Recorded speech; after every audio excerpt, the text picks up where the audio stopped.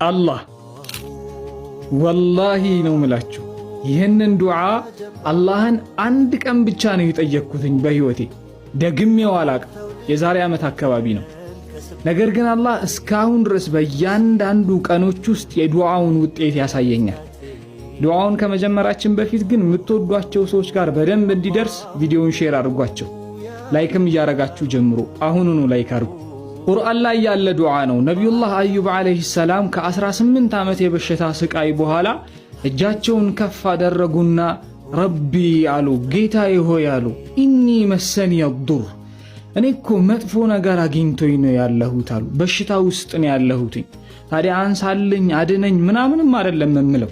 ወአንተ አርሐሙ ራሒሚን አሉ። የአዛኞች ሁሉ አዛኝ የመሐሪዎች ሁሉ መሐሪ አንተ ነህ አሉ። አንተ የአዛኞች ሁሉ አዛኝ ሆነ የመሐሪዎች ሁሉ መሐሪ ሆነ እኔ ግን